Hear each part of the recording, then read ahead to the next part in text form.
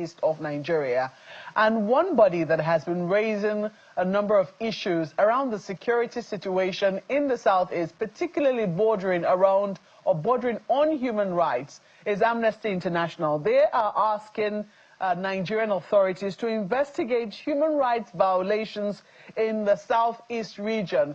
We're being joined this morning by the country director of Amnesty International here in Nigeria to shed light on some of the findings of the investigation and the report which they have just recently issued. Good morning, Mr. Issa Sanusi. Thank you for joining us this morning. We know that you're still very much, maybe I should not be revealing your location now. It's going to be totally up to you. But this is a report that you have now finally come up with, asking Nigerian authorities to investigate human rights violations around security in the southeast. What has led to this investigation and informed this report? Well, we have been, thank you so much for having me. So we have been investigating the situation in the southeast since August 2015. And what we are discovering is disturbing, is quite big. And we believe that these things should not be ignored. We believe that so many people who are missing from their families, so many people have disappeared, so many people have been killed, and so many people have been subjected to torture and ill treatment. And we believe that in order to have peace, in order to ensure sanity and prosperity in that region, all these human rights violations must be addressed. And the perpetrators, that is our emphasis again, the perpetrators of these atrocities must be brought to justice through fair trial. And that is why we are again raising the issue of this investigation, and we are expanding it, and more families are coming forward to us saying that we have not seen our loved one for many years. He was arrested one day and he disappeared. We have people who told us that their loved ones were picked from their homes and killed, and nothing happened. And these things mostly happen in smaller communities where everyone knows everyone. And that is why we are concerned. For us to have sustainable, long-term, permanent peace, these injustices must be addressed. Your report is very telling. The report is titled, "A Decade of Impunity, Attacks and Unlawful Killings in Southeast Nigeria." In it, you say that at least 1,844 people lost their lives or were killed between January 2021 and June 2023. Were you to expand the period, from 2015 when you say your investigation actually started, how much more people would we be looking at here? Well, I remember that in 2016, when we released our report, we have made it a mention of the fact that 150 people were killed. That is between 2015 and 2016. And again, in 2020 and 2021, we have also discovered another killing of over 150 people. So if you add that, 300, and that is our own verification, because so many people have been killed and it is very difficult to document. We only mention the death that we are able to document. Therefore, you just imagine the number of people that might have been killed since August 2015 in that region. And we believe that this is something very serious and requires the urgent attention of Nigerian government. There is no way we can have peace if so many people have been living with injustice and without a means of getting redress. And that is the duty of the government, to institute means through which people can get redress for injustices they have experienced. And so many people are missing. And we are asking the Nigerian government to establish a register, a neutral register, respectable center where people who have their loved ones missing can come forward, give the authorities details so that a search can start, at least to show the people that they are human beings and they are treated with respect and dignity. And we have also been saying that there are so many people that have been abducted over the alleged so-called connection with IPOB or something like that. And some of them are held in detention for over 5, 6, 7 years. And there was no information about them. Their families have been left in the dark. These are atrocities. This is injustice. And we are saying that this has to stop. And that is why we are bringing attention again to this region so that the Nigerian government can do the right thing at the right time. So if I understand you clearly, I mean, I'm looking at a summary of your press release now. You mentioned 300 and you made 300 people killed within a certain period.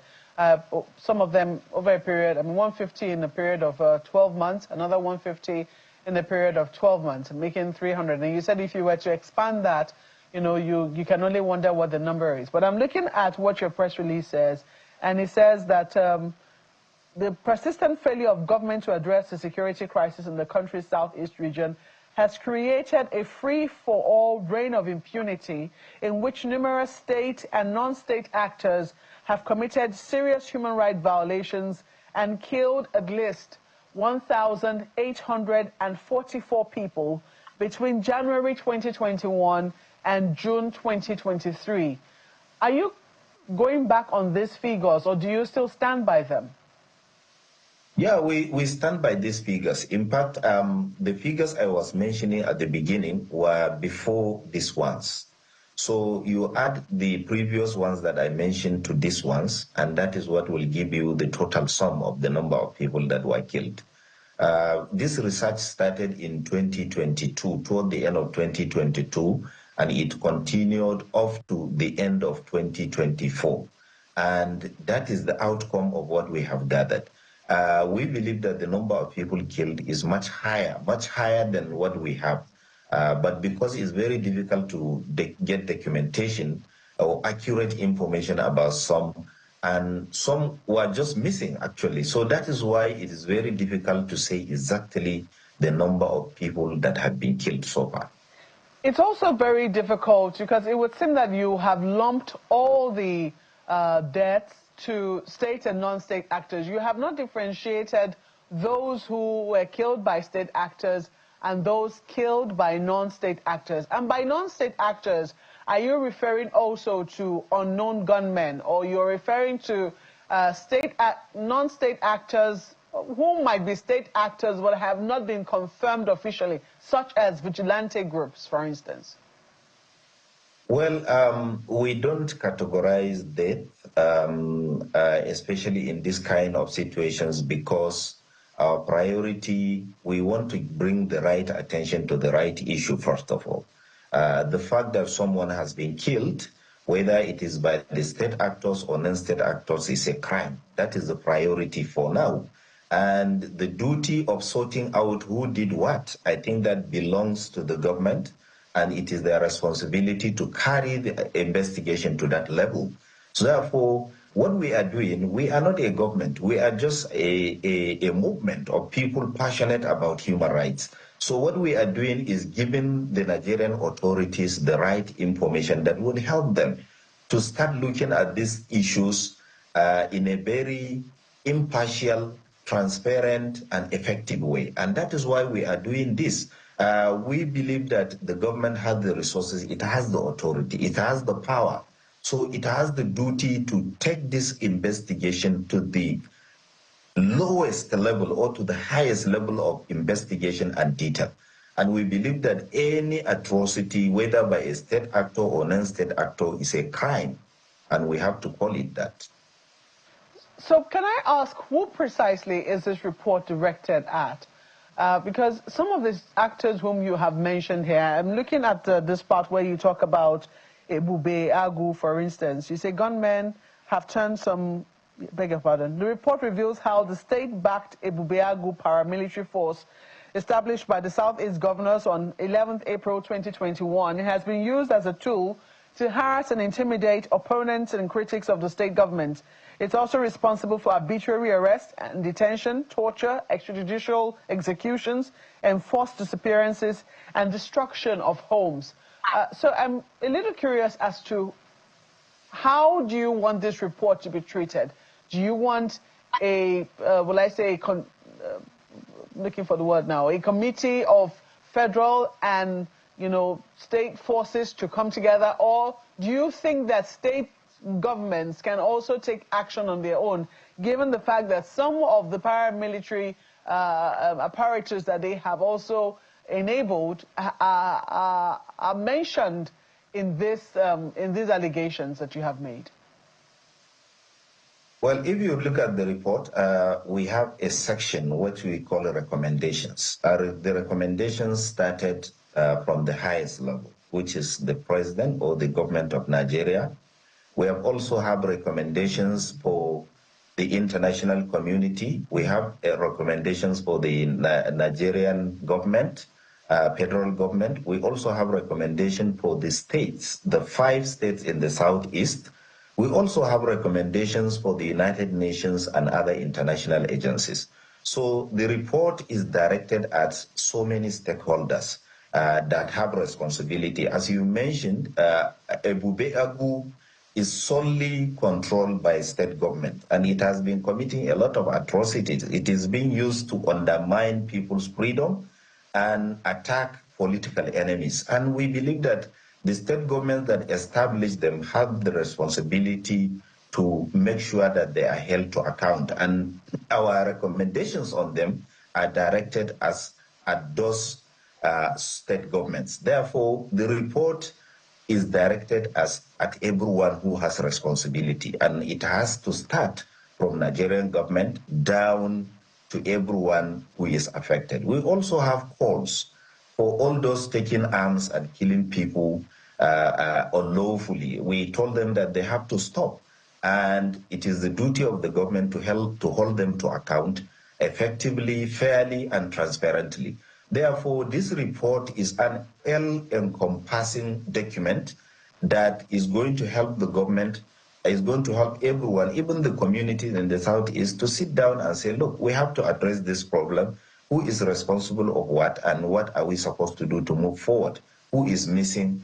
What happened? How did he got missing? And how are we going to ensure justice and make sure that those who have been missing have been reunited with their families? So the report has given task or has given recommendations to everyone. And I hope that those recommendations are directed at will have time to read it and take the right action at the right time before it's too late. My colleague Ayo has questions for you. Ayo. Thank you, Markwe. Having looked at your report for a bit, one question that I've asked in my mind over and over again is, it is directed at the state, at Nigeria, and I have seen in your response, can you hear me? Mr. Sanusi, can you hear me? Yeah, I can hear you now. Awesome. So I've looked at the report, and the first question on my mind is, it seems it is directed to the federal government. Is there a sense of saying that the states, the various state governments, particularly in the Southeast, do not have a responsibility or any form of indictment in this matter of human rights issues that your report finds? Well, if you look at the report, just go to the last pages of the report. You will see copies of letters that we have sent to the 5 governors of the Southeast region. All the 5 states, we have sent them letters, giving them details of our findings and asking them to do the right thing. And we have made some recommendations to them. And we have also asked them some questions to get their input so that we can have better understanding of what is going on. Unfortunately, of all the 5 states in the Southeast, the only state that responded to us was Anambra State. And even Anambra State will not follow up to give us the details we wanted. Therefore, this report is not only directed at the federal government. It is also putting a lot of direction, a lot of information, a lot of questions, a lot of responsibility to the state governments. And we believe that that point is very clear in the report, that the state governments have a responsibility, particularly when we mention Ebube Agu and many other issues. that have to be addressed so that justice will be done to victims of human rights violation in the region. Is there a way, Mr. Sanusi, that the human rights violations could have been avoided? Perhaps there is a sense where it sounds like the issues that occasioned the violations could have been avoided. What are the issues you found, particularly that gave rise to the Eastern Security Network, the IPOBs of this world? What are the issues that you found? Maybe those could have helped to avert some of the issues that occasioned the violations that you discovered. Well, we have been studying conflicts in Nigeria for so long. And what we realize is that whenever there is a security issue, the mistake Nigerian government always does is to believe that force, violent force or lawful force is the best response to it. And that is where the mistakes always happen. I don't want to take you back to just create a context to what happened to Boko Haram, the initial crackdown, and how it became the monster it has become. So that approach to conflicts is really a very big mistake. And we believe that is one of the reasons why. You remember the agitations for Biafra started around 2015, and early 2015 towards August, it got out of hand and it started getting out of hand up to the end of 2015. And what was going on at that time was violent crackdown. Violent crackdown. People who came out to protest peacefully were killed wantonly and without accountability. And that set the region to where it is today. We are not saying that that is the only reason. There are so many factors. We already have crime. We have so many other issues, are going on, armed robbery, cult groups, so many things existing. And they also got encouragement from what is going on. Therefore, we believe that the reason these things always get out of hand is that we always believe that the best way to deal with these issues is to, first of all, crack down violently, kill people, raise homes, and arrest people arbitrarily, hold them in detention indefinitely. We believe that is the system. Unfortunately, that is what is always causing the problem. Okay. And that is the cause of the problem in the Southeast. Well, there are so many issues to look at in that regard, but can you quickly speak to what you think the team put together by the IGP to investigate, or rather to affirm or refute some of the issues you raised in your report? That team put together, the initiative of the IGP, do you see it going anywhere? Well, we commended the IG for that initiative. Any attempt to do accountability is highly welcomed by Amnesty International. But we don't know the details of what the committee is going to do. We don't know whether it is going to make its findings public.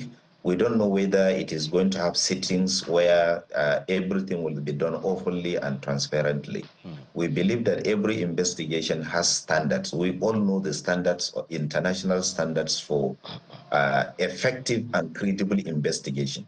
And but we don't know the details of that committee. But it's a commendable effort because accountability is very scarce in Nigeria.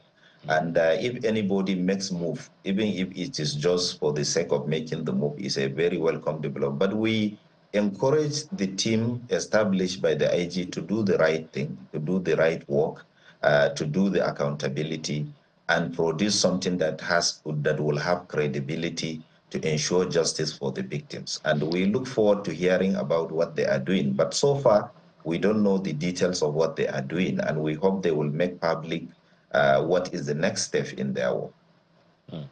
How about those, as you call them, non-state actors themselves? We've heard allegations, for instance, the sit-at-home that was rampant back in time. I don't know how effective it still is now. allegations, even from people who live in the Southeast, some of them reach out to let us know that some of the issues that they're having, some of these deaths, was occasioned by non-state actors themselves. How do you think we can avert such a scenario going forward? Well, the non-state actors, if you in the report, we have also directed some words toward them, and we are telling them that what they are doing is a crime, and we are telling them they must be held to account. We are saying that what they are doing is a crime under Nigerian and international law, and they have to stop. And we believe that the non-state actors committed a lot of atrocities. They assassinated many people, they killed many people, they abducted many people, and they must be held to account. And we believe that they have to stop what they are doing because they are causing harm to so many families, to their own communities, to their own region. And they have to stop because there is no way you can have prosperity without peace. And we believe that I hope they will listen to us, and they have to listen and make sure that these killings, these abductions, have to stop, and accountability has to start immediately. Well, we have to thank you very much for your time and all the work that you've been doing, because it is not just something that just government can do, and here's perhaps also a call on the state governments in the Southeast in particular to see what needs to be done to expedite development in the region. Thank you so much for your time this morning. Issa Sunisi is Country Director, Amnesty International Nigeria. We appreciate your time today. Thank you, Rayo.